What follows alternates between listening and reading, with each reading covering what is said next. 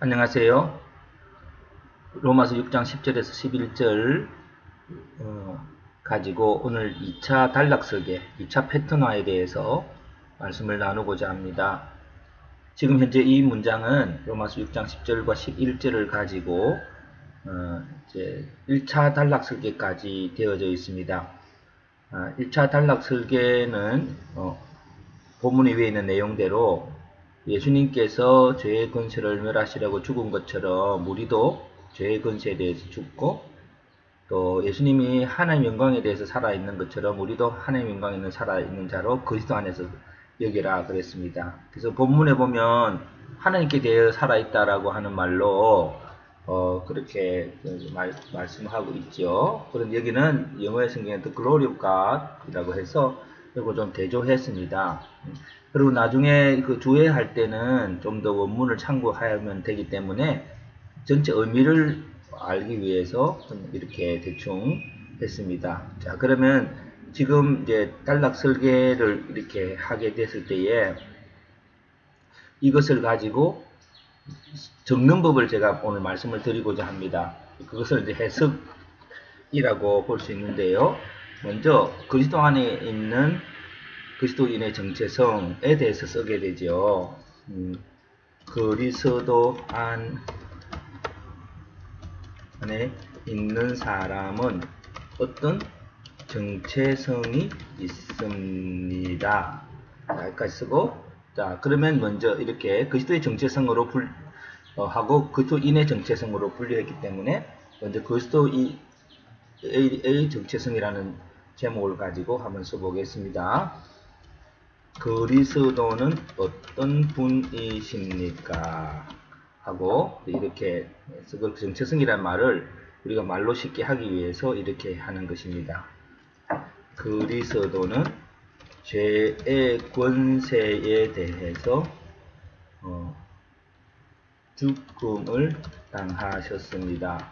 이거보다는 권세에 대해서 죽음으로 이기셨습니다. 이기셨습니다라고 이렇게 한번 써보겠습니다. 십자가에 죽기까지 복종하셨던 거죠. 그래서 십자가에 죽기까지 복종하셨습니다. 그리고 그리스도는 살아계셔서 지금 하나님의 영광을 위하여 살아 계십니다. 이렇게 쓸 수 있습니다. 그러고 나면 이제 그 다음에 그리스도인의 정체성이라고 하는 이 부분들을 써야 되겠죠. 예. 그리스도 안에 있는 그리스도인도 그리스도와 같은 정체성을 갖습니다. 이처럼 그리스도인은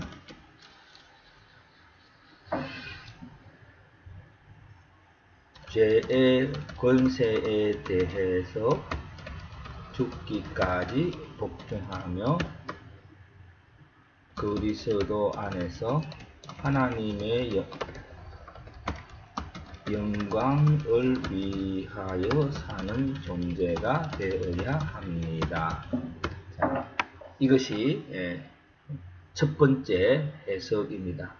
그러면 여기서 이 본문을 가지고 그리스도 안에 있는 정체성이라고 하는 그 제목을 이렇게 발견해냈다면 이것 가지고는 어떤 것들을 좀 발견해 볼 수 있을까요? 그렇게 해서 잠깐 또 묵상하는 시간들을 가져본 다음에 제가 이어서 적어보도록 하겠습니다.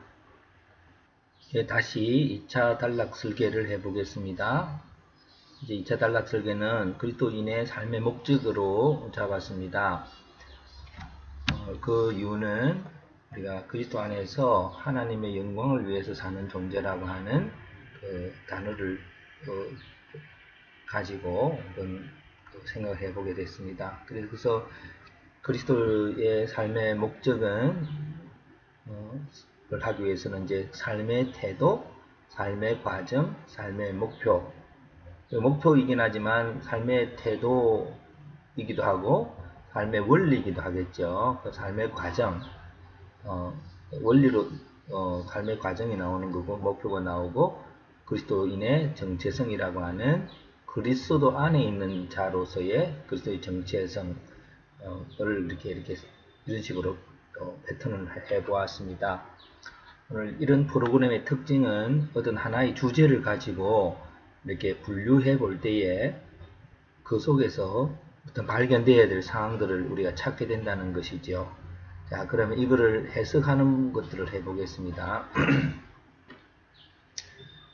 해석은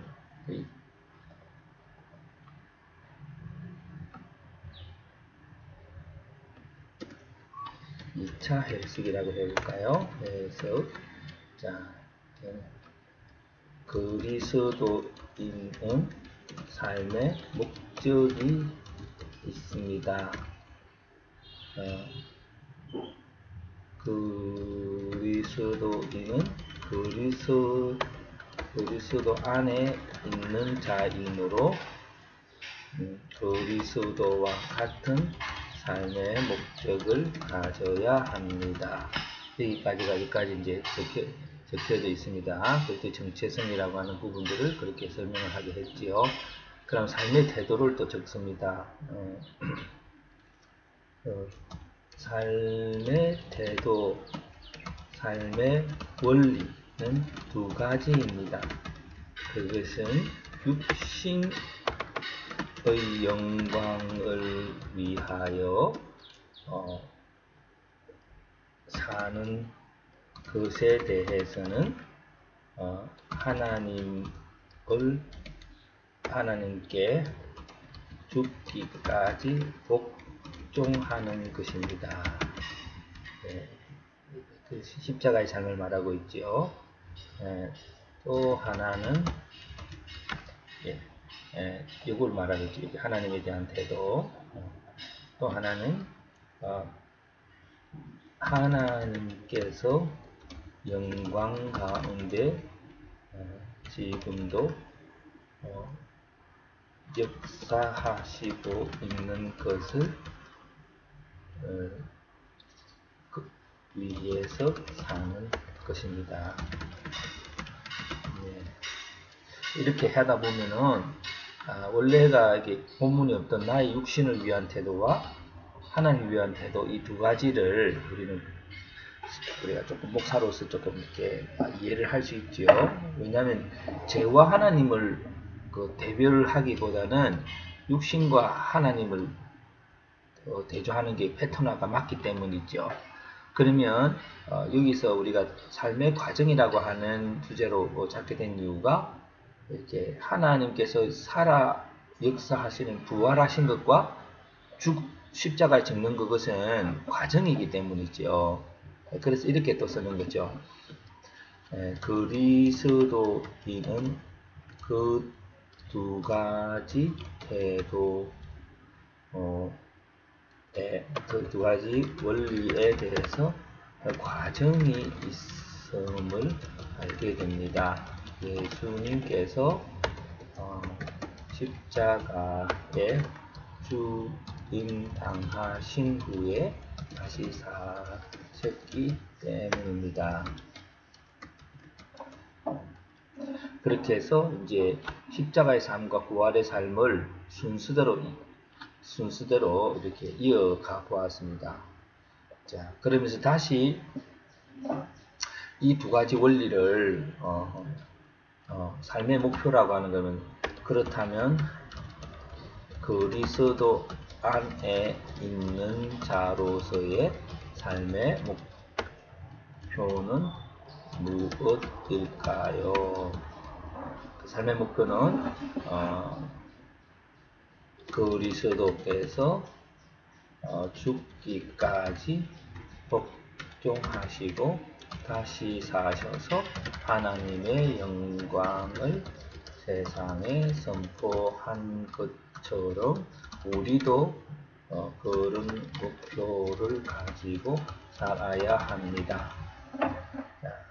이런데 여기서 이제 이 단락화를 통해서 단락 설교를 통해서 알 수 있는 것은 결국은 이게 이런 삶의 의지가 나에게서 오는 곧 육신의 능력이 아니라 그리스도 안에서 이루어지는 것이라는 것을 바울은 강조하고 있음을 봅니다.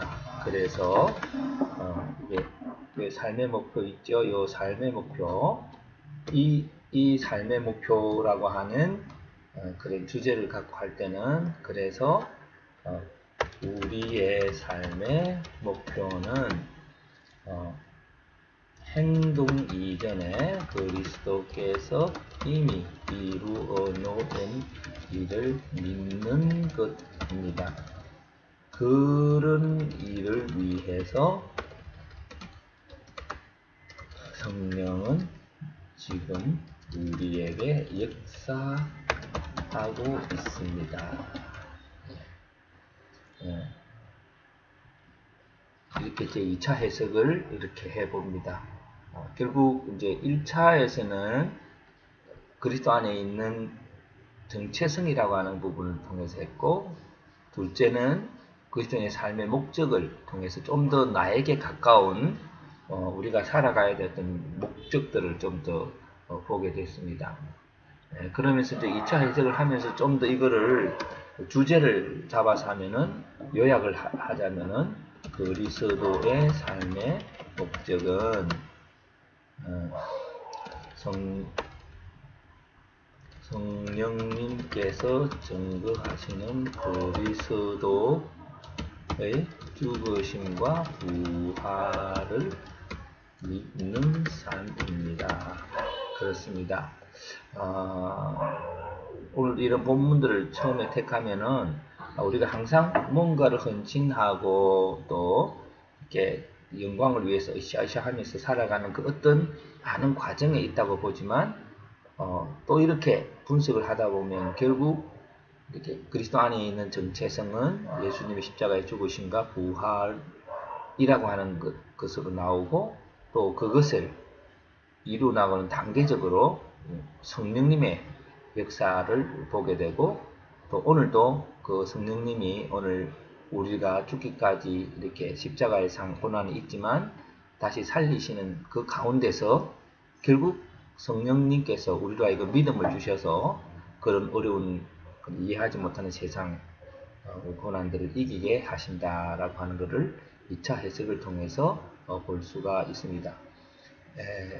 그렇다면 3차 해석은 뭐 어떻게 할 수 있을까요? 오늘 이 본문과는 전혀 동떨어지지만 다음에 해야 될 부분들이겠지만 이를 위해서 좀 더 3차 해석을 위해서 가기 위해서는 오늘 나의 삶을 풀어내는 그런 나의 삶의 간증이라 그럴까요? 간증이라 그럴까요? 안 그러면 적용이라 그럴까요? 그런 부분들을 해볼 수 있는데요. 그런 것들은 이렇게 적어보는 거죠. 오늘의 삶에서 가장 힘든 것은 무엇일까? 하고 개인적인 기록을 쭉 해나가는 겁니다. 그것은 우리가 하나님의 영광을 위하여 행하는 삶들을 거부하는 세상의 세력과 또한 내 안에 존재하는 하나님을 거절하는 태도일 것입니다. 그런 것, 오늘이 내 삶이 있죠. 그래서 그런 태도일 것입니다. 그러면서 그러나 지금 하나님의 영광을 위하여 살아가는 그리스도인으로서 가장 중요한 목표는 바로 그리스도께서 이루어 놓으신 것을 증거하시는 성령님의 역사, 곧 우리에게 주어지는 믿음입니다. 그 믿음으로 우리는 다시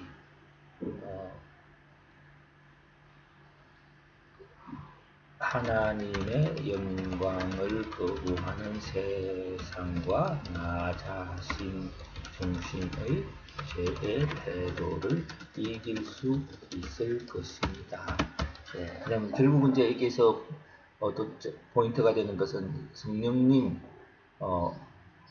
역사, 곧 우리에게 주어지는 그 믿음이라고 하는 그런 부분들을 좀 더 내 자신에게 갖게 되면 비로소 우리는 신학적인 어떤 그런 그 태도에 있어서 그런 것이 아니라 내 안에 지금 또 구체적으로 극복해야 될 또 내가 거부하는 그런 현실들을 이렇게 발견할 수 있을 것입니다. 그러면 3차 해석들은 어떻게 해야 될까요? 3차 해석은 이런 간증과 적용을 중심으로 해서 이렇게 해볼 수가 있겠지요. 그래서 오늘 극복해야 할 세상의 세력을 이렇게 주제로 잡았다면 오늘 그런 주제를 가지고 다시 한번 구체적인 상황을 쓸 수 있을 거라고 생각합니다. 오늘 1차, 2차 단락 설계를 해야 되는 방법에 대해서 다시 간략하게 요약하자면 1단락 주제 첫 번째 단락 설계가 되어졌으면 그거를 중심으로 패턴화된 그것을 이렇게 기록합니다. 그리고 기록한 그것을 다시 보면 그 속에서 조금 다른 방법이긴 하지만 보여지는 또 다른 태도가 있습니다. 또 다른 그 내용이 있고 그 내용을 중심으로 다시 2차 패턴화를 하고요. 그 2차 패턴화를 기록하면 또 거기서 내 삶에 구체적으로 적용해야 될 어떤 세밀한 성령의 음성을 듣게 되지요. 그래서 그런 것들을 중심으로 다시 주제를 잡으면 이런 것은 매우 개인적이고 구체적인 적용들을 해갈 수가 있는 것입니다. 우리가 2차 패턴화 단락 설계에 대해서 잠시 나누어 보았습니다. 감사합니다.